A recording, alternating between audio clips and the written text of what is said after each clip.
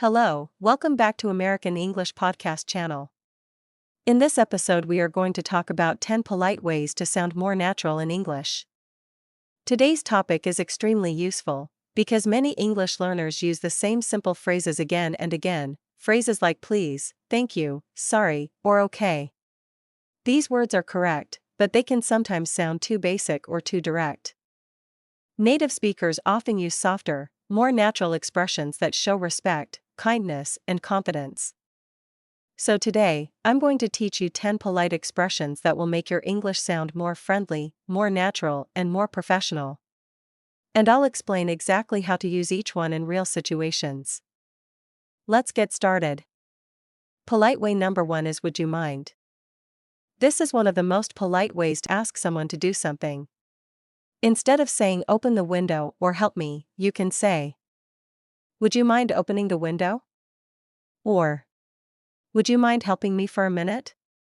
You're still asking for the same thing, but the tone is softer and more respectful. People are more willing to help when you speak like this. Polite way number 2 is I'd appreciate it if. This is also a very kind way to make a request. For example, instead of saying send me the file, you can say, I'd really appreciate it if you could send me the file today.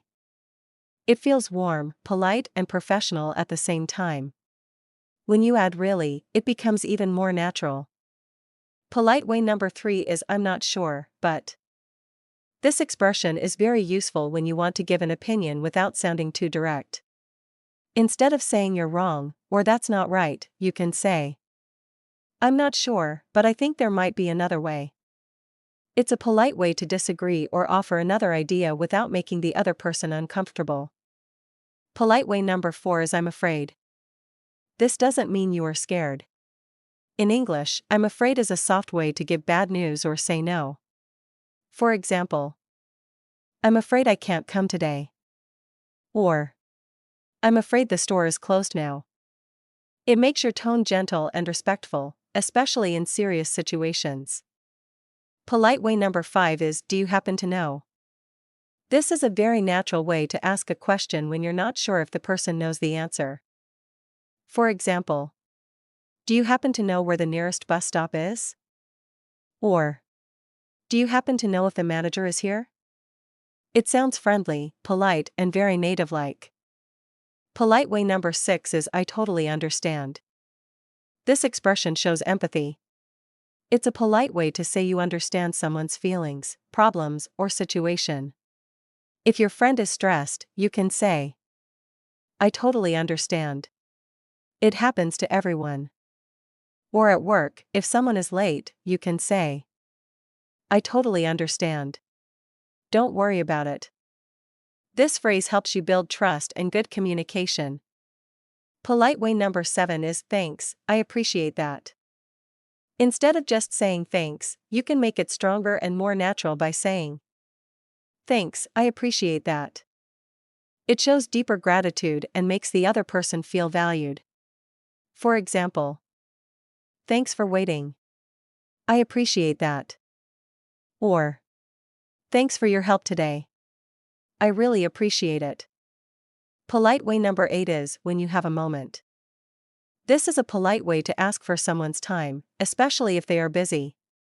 Instead of saying come here now or please answer me, you can say, when you have a moment, could you check this?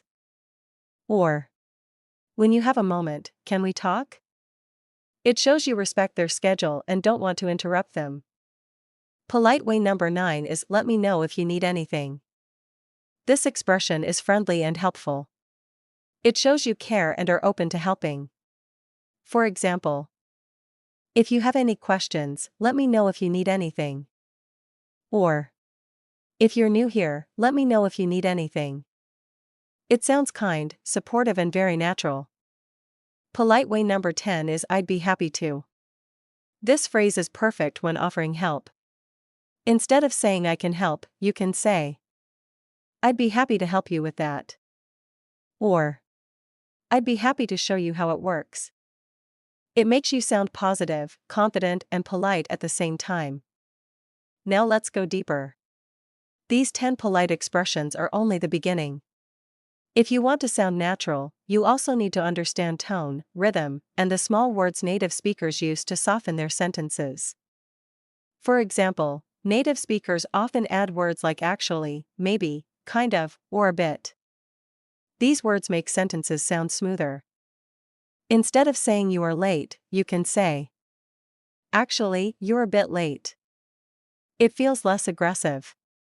Another trick is to avoid sounding too direct.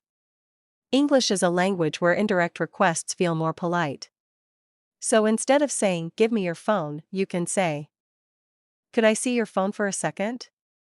Or, can I take a quick look at your phone? Same meaning, but the tone is much friendlier. Let's also talk about politeness in conversations. For example, when someone is talking and you don't understand them, instead of saying what, which can sound rude, use polite alternatives like, sorry, what was that? Sorry, I didn't catch that. Or, could you repeat that, please? These expressions make your communication smoother and more respectful. Another important skill is polite disagreement. In many countries, disagreeing directly is normal. But in English, being direct can sound rude. So instead of saying no, you are wrong, you can say, I'm not sure I agree with that. Or, I see your point, but I think there's another way to look at it. These phrases are polite, soft, and natural. They help you express your opinion without hurting the other person. You can also use polite fillers to sound more natural. For example, you know, to be honest, as far as I know, the thing is. These small phrases make your speaking flow better and sound more native-like. Another powerful expression is, if it's okay with you. You can use it before asking for something or suggesting an idea. For example, if it's okay with you, I'd like to start now. If it's okay with you, can we meet tomorrow? It shows respect and good manners. Let's talk about politeness in emails or messages too, because many learners use short, direct sentences that sound cold. Instead of writing, send me the report, you can write, could you please send me the report when you have time? It feels more professional and polite. Instead of writing, I don't understand, you can write, I'm not sure I understand. Could you explain that again? Simple changes like this make a big difference in how people see you. One more advanced but simple polite phrase is, I just wanted to. For example, I just wanted to check in with you. I just wanted to ask if everything is okay. This makes your tone light and natural. And here's another tip, smile when you speak. Even if people can't see you, they can hear the smile in your voice. Your tone becomes softer and friendlier. This is a trick many native speakers use when talking on the phone or recording videos. Finally, remember that politeness is not only about the words you choose.